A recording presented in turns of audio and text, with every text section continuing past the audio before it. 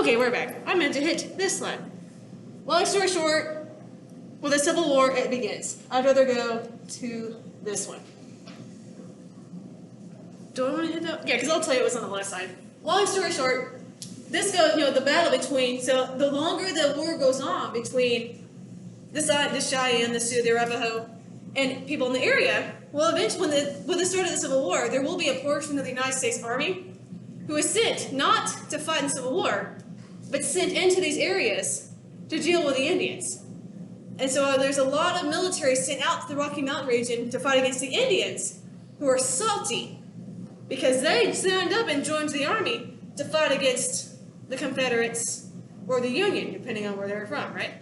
So not only are they not going to defend their own country, they're having to fight these freaking primitive savages, and they can't fight in the Civil War. Military is very salty. So, and again, it goes on all throughout the Civil War. All throughout the Civil War. But with the end of the Civil War, if we can end a war that divided a country, there's got to be a way to end this too, right? So, under Lincoln, by the way, the last months of Lincoln's, bless his heart, life, he just got elected to his second term. A lot of people forget he actually got elected to his second term. He just didn't get to see it through. Andrew Johnson will have to carry it out.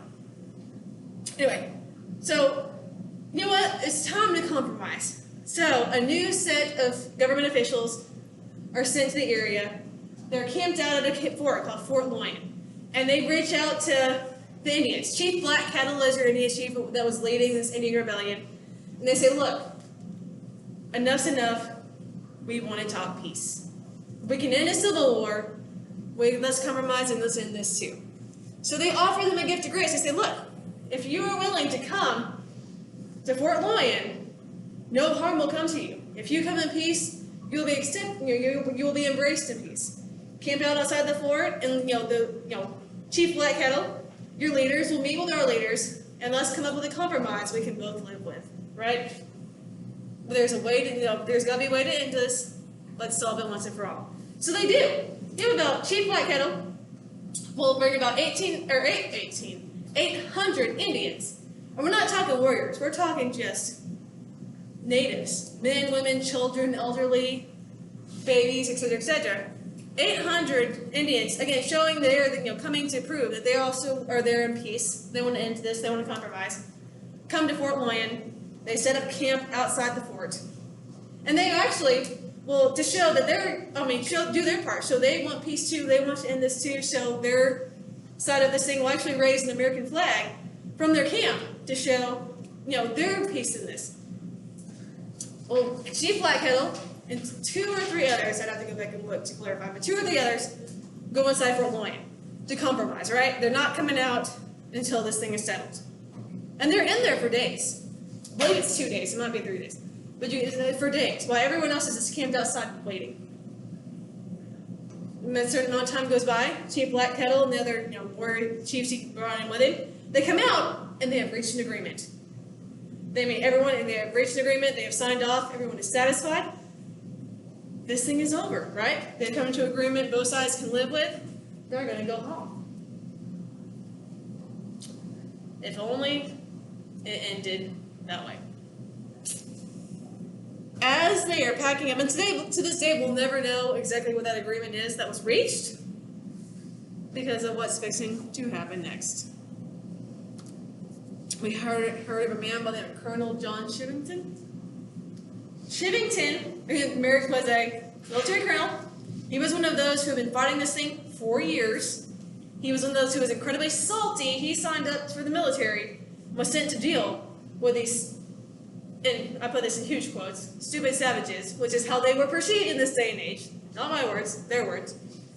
Instead of fighting the war, they're fighting these stupid savages. He's already been salty and bitter over that in the first place. He comes riding back to home base. And there's 800 freaking Indians outside his fort. Doesn't matter, there's an American flag flying from their camp. Doesn't matter, they've also at this point put up a white flag in terms of peace and serenity from their camp. Doesn't matter that they're unarmed, they're obviously packing up, they've been there for a reason. Doesn't matter that Fort Loyne is standing, it's a peaceful situation. No one from outside that fort is here. Obviously something peaceful has occurred. He doesn't care. But let's just say, I mean, he's a colonel. He's not some rookie soldier. He's a colonel. If you've gotten to that rank, don't you think you'd at least have the wherewithal to ask or inquire about a situation before you react on one? Especially considering what you're seeing in front of you, instead of just going Tasmanian devil crazy. Maybe go figure out what's going on before you act, especially if you don't have orders to act. Just throwing that out there. He does not. He sees red. He goes. He blacks out, right? He sees red. He goes irate at the sight of the presence of these Indians outside home fort. He will order his men to attack. It is one, and that's a very vague over. It's a very detailed issue. It can be seen as a very controversial and complex decision. But long story short, he made the wrong. He got fuel. He saw red. He got fuel with emotion. He orders the attack. And it was one of the most gory, horrific dissection massacres in Native American history. A lot of these Indians, because again, people will run for the hills, but hundreds and like 3/4 of them were brutally executed. There were people who were held down and they were dissected alive. Fingers were cut off, then toes, then feet, and if you're still alive, they would chop you up bit by bit. There were stories. I mean, it gets as brutal as it could possibly be. There's no need to go into all the gore.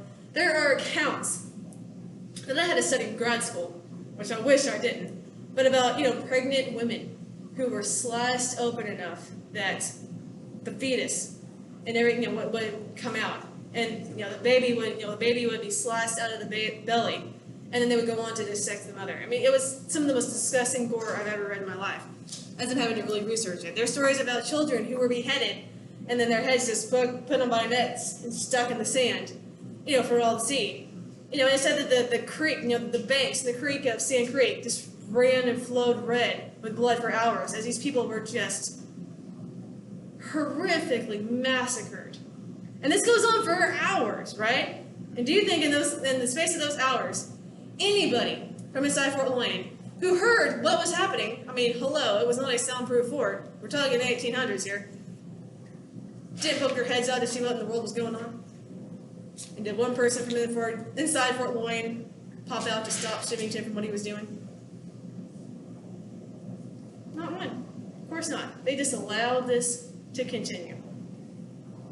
If I do have people that have written papers over this in the past. It's an interesting story, but the gore didn't need to be a part of the lecture. I'm just saying, it was awful. I mean, it was grotesque. And it was one of the last great massacres, last great events between Native American and military, in the last days of the West. But there were times, too, where that changed. Sometimes the Indians got the upper hand, but we will pause there. We're almost done. We just got to hit Custer's Left Stand, and then we're on to chapter 19.